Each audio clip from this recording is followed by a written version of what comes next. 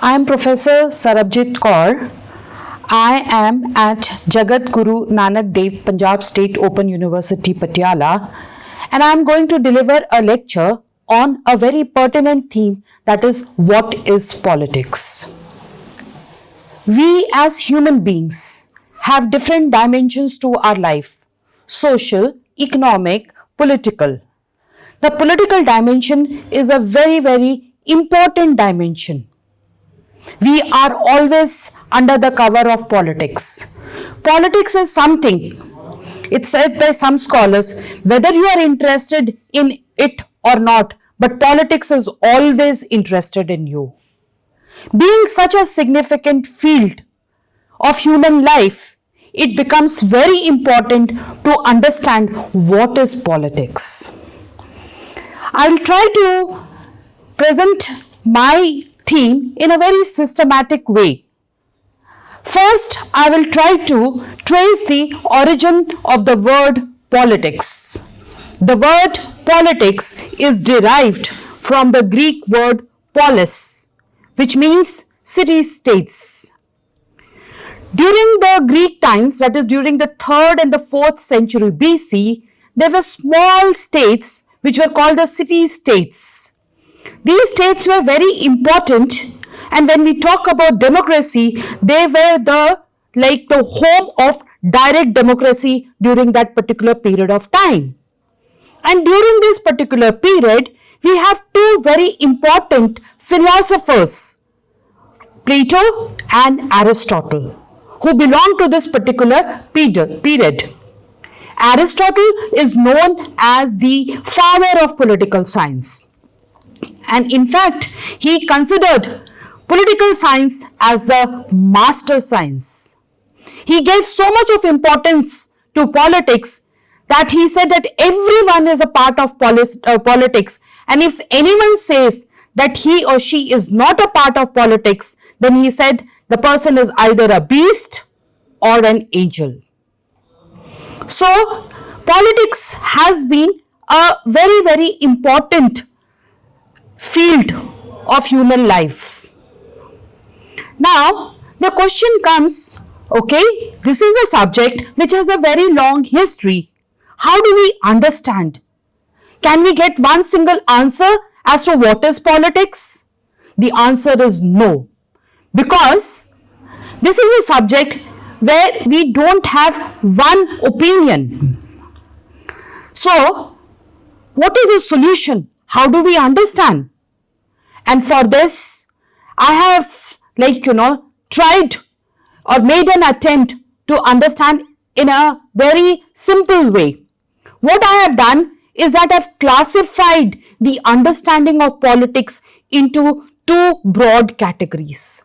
One is the general way of understanding politics, and other, that is the systematic way of understanding, where the time period has been taken into account for understanding what is politics. When we begin with the general way, which is the first way of understanding politics, we incorporate two very important views. One view is that politics is a positive activity.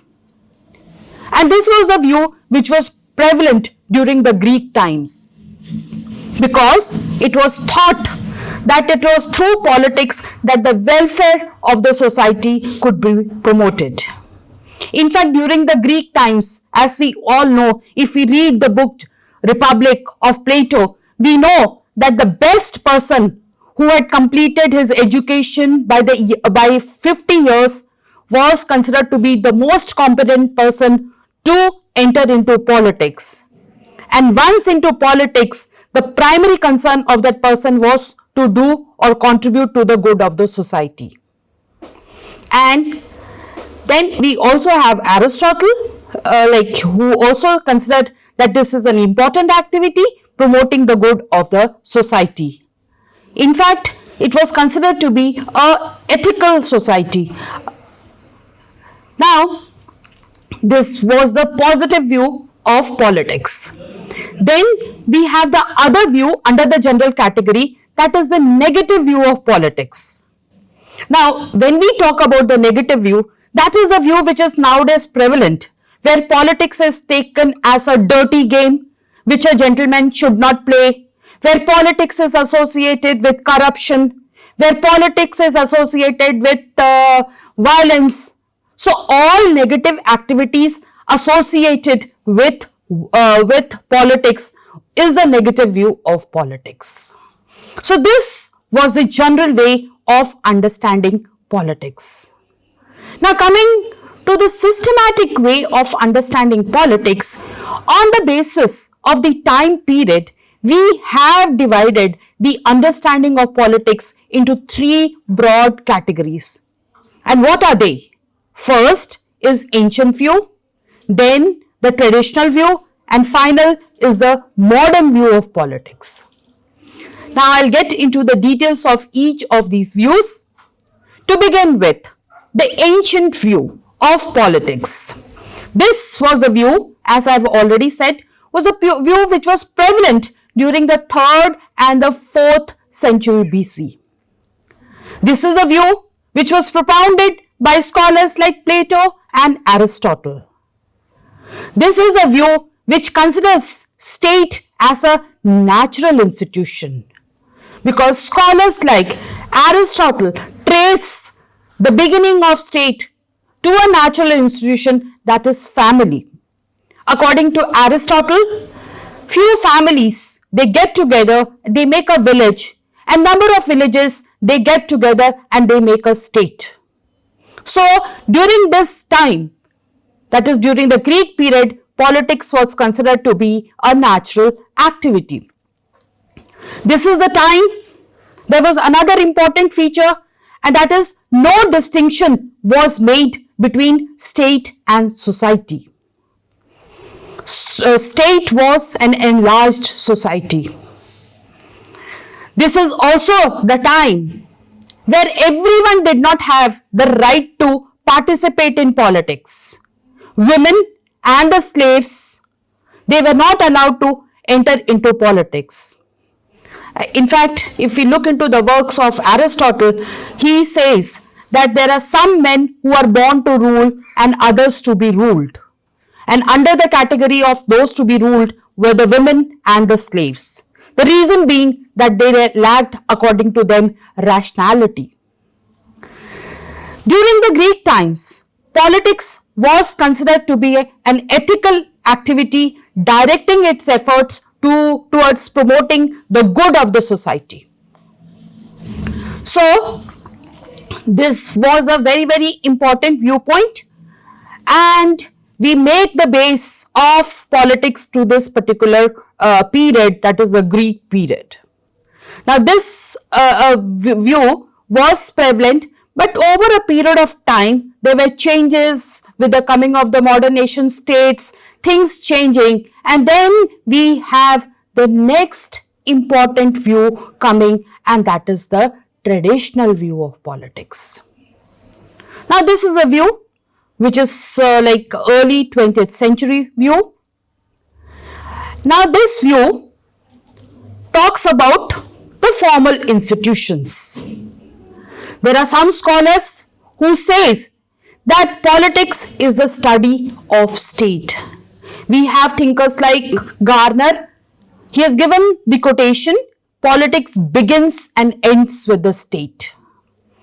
Then we have Gettle, who has also understood politics as the study of the state in the past, as the study of the state in the present, and the study of the state in the future. There are others who don't talk about this of politics as study of state, but as the study of government. So we have like people like Paul Janet, who says that politics is the study of the government. Then we have other thinkers who say within this traditional view, who says that politics is a study of state as well as government. So this view, basically the scholars who supported this, they incorporated both state and government. Now during this particular time, efforts were made to study the different wings of the government, that is the legislature, the executive, the judiciary. During this time, efforts were also made to study the different forms of government, parliamentary, presidential. So basically, during this particular period of time, what we see, the focus was basically on institutions. Now, these scholars did not take into account the role of other factors which also influence the working of politics. As we all know that politics does not operate in vacuum. There are many influences. There is the role of political parties, the pressure groups, which all influence the functioning of politics. So this becomes the major lacuna of this particular approach, since it just focused on formal institution. And in fact, it is this weakness which creates the ground for the emergence of the next approach, which is the modern view of politics. Now, when we talk about modern view of politics, there is a very important revolution which we have to talk about. It's not a revolution the way we understand. It is an intellectual revolution which is called the behavioral revolution, which was started by the Chicago School in United States of America. And we have important thinkers like David Easton, Robert Dahl, Gabriel Almond, who are associated with this view. This was the view which was prevalent during the early 1960s. Now, what is this view? As per this view, when we talk about politics, politics is an activity which has to take into account the role of other factors like political parties, like pressure groups. And one very important thing of this behavioral revolution was that their main objective was to bring social sciences at par with natural sciences. So what did they do? They changed terminology. Instead of talking about state and government, they talked about political system. So there was a change. They wanted to study, they wanted to adopt the same methods of study as we do in natural sciences. This was also a view which was interdisciplinary in nature, as it borrowed ideas from other disciplines like sociology, psychology. So what was the impact? The impact of the behavioral revolution was that the arena of the study of politics widened. So when we talk about politics, like we have scholars who have talked about politics as an authoritative allocation of values. This was a very important definition that was given by David Easton. Like we all know that in the society we have resources, but these resources are scarce. How do we allocate? To whom to give? That is the task of politics. The modern scholars, they incorporated number of factors while understanding politics. It was also incorporating and focusing on the issue of leadership. And this is a very important factor, because when we talk about the society, not everyone can become a leader. You need to have some qualities, charisma. So they talked about leadership. They considered politics as like resolution of conflicts.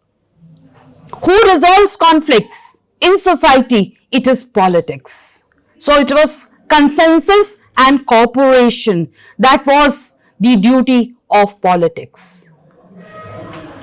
Further, when we talk about the modern view, we really cannot ignore a very other important aspect of life which affects the function of politics, and that is the issue of power. So we have scholars who considered politics as a struggle for power. We have thinkers like Laswell, who said in his book, What is Politics? He defined as who gets what, when and how. We have international political theorists like Hans J. Morgenthau. He also defined international politics as a struggle for power. So we really cannot understand politics without power. And we all know that when we talk about politics as power, power has different dimensions, social, economic and political, which becomes very clear, like we can get a very in-depth idea when we get into the roots of Marxism. So what I want to conclude with is that the subject of politics has always been a dynamic subject. Over a period of time, it has widened its sphere by incorporating the developments which were taking place in the society. Thank you.